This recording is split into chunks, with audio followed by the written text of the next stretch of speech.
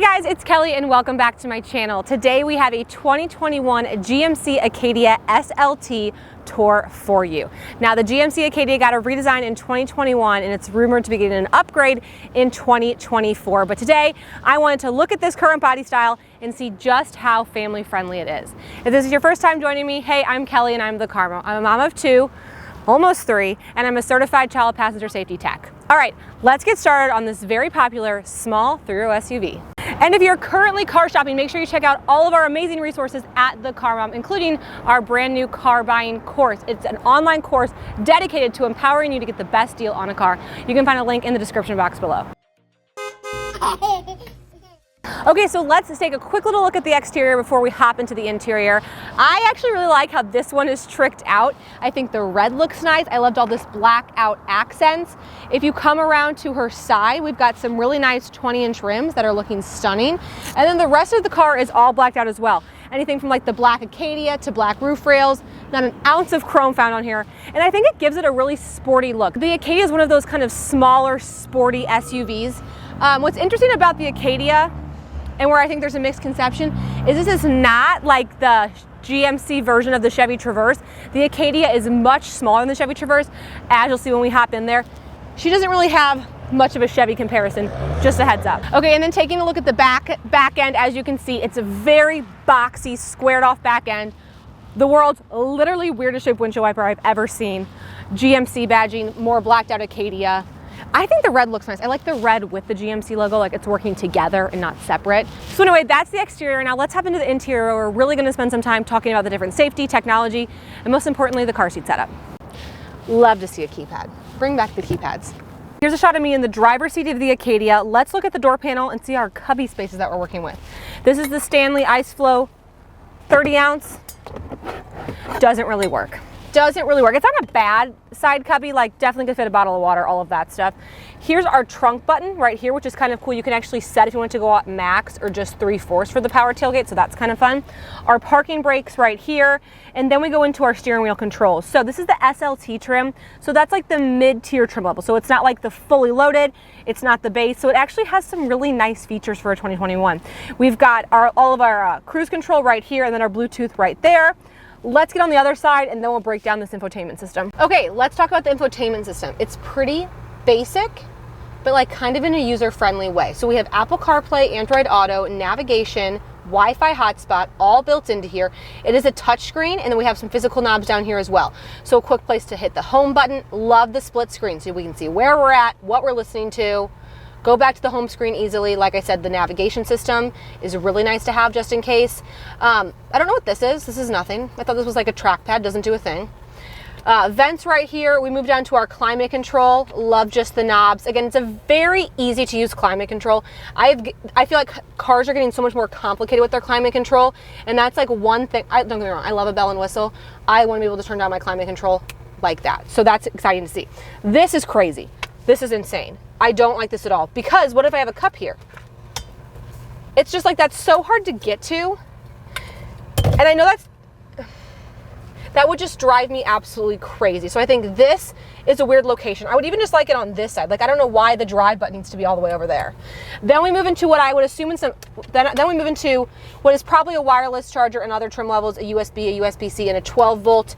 We have our auto start stop, and then our parking sensor button right here that you can easily turn on and off. We have two cup holders. They're not great, but they're fine.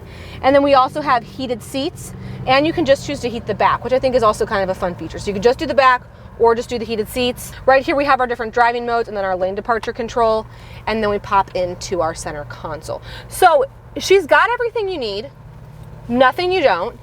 This is the only thing I absolutely can't stand. We do have a sunroof right here, which is very nice. Place for our sunglasses, all of that. As far as visibility is concerned, for as boxy as that back end is, I wish the windshield was just a little bit bigger. I don't have the best visibility out of there. But besides that, it's not bad. I feel good with my head clearance. I feel pretty good. For this being such a small car, I feel comfortable. Now let's hop to the second and third row and we'll see how the spacing is. Okay, so before we talk about the car seat setup, I want to show you the third row access in this GMC Acadia, because it is like nothing I've ever seen. So this is the captain's chairs option, and each captain's chair has a different kind of third row access. I can't imagine why. One I love, one I hate. So what's that all about? On the passenger side, we have one of my favorite features, which is the car seat friendly tilt. So as you can see, the whole seat is tilting, meaning that you could have a forward-facing car seat, a booster seat, an infant seat base, all installed here with latch and still access the third row. If you look at the driver's side, the seat folds forward so you can't access it with a car seat. Now, when I'm in the second row, I do actually think the Acadia is a pretty roomy second row. I have this seat set for myself. I'm really tall, about 6 feet, and pregnant, and I still have some really nice knee clearance. As far as my other amenities are, we've got some leather back pockets, USB, USB-C, and our own climate control back here as well. We also have a door cup holder, super fun, really small, but still there. A little phone cubby and then an additional cubby underneath there. I also have ceiling vents and my own sunroof. So I'm feeling pretty good back here. Things I'd love to see, sunshades, but you know, we'll take what we can get. We can also pull this out for some additional cup holders and some more storage. So some nice amenities back here for older passengers. As far as the car seat setup's concerned, in this car from a hardware standpoint, we have lower anchors in both of these seats, tether anchors on all 4 seats, no lower anchors in the third row. Would love to see lower anchors in the third row GMC. So let's put a car seat in here. We'll talk about the clearance and then I'll go sit in the third row. Okay, so I've installed a collect lane with the lower anchors to give you an idea of the spacing. So again, that seat is set for a tall passenger with a big rear facing car seat, and I actually have quite a bit of clearance. Okay, here I am in the third row. Here's what I want to tell you. This seat is pushed all the way back, so it's as far back as it can go, and I'm actually still pretty comfortable. But my knees are touching, but not braced against it. I'm allowed to be flat-footed. I'm not on my tiptoes. I have my own cup holder. I have ceiling vents, so I have good ventilation back here, and then one USB charger on that side. I also really appreciate that GMC only has 2 seats back here. This is a 6-passenger car. So many manufacturers love to throw a pretend visible seat back here that's 5 inches wide to trick families into thinking they can fit more people. This is a comfortable third row seat. I could have another person next to me and you could comfortably fit 6 people in here. And that is what I love to see. Now, with that, you get a small trunk. Let me show you what I mean. Now, trunk space when you're thinking about a family car is so important, especially if you think this car may take you from 2 to 3 children. Make sure you pay attention to what the trunk space looks like with the third row up. I'm gonna be a mom of 3. I couldn't do anything with this amount of trunk space. I couldn't even go to the grocery store for 1 week. I would need more trunk space. Underneath here, you have a little bit additional storage, which is nice.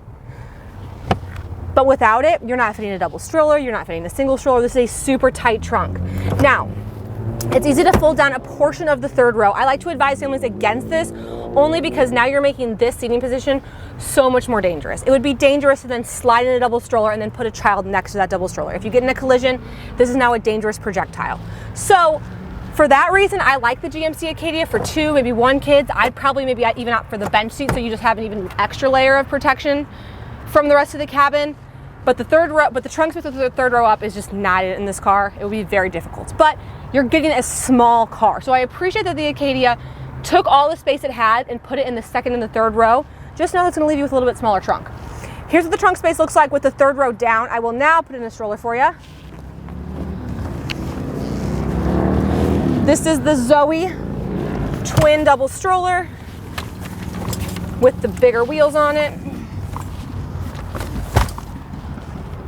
So obviously great trunk space to be found there. So thank you guys so much for checking out this 2021 GMC Acadia tour. I'm very excited to see what GMC has in store for the 2024 model. And thank you all so much for watching, and I'll talk to you next time.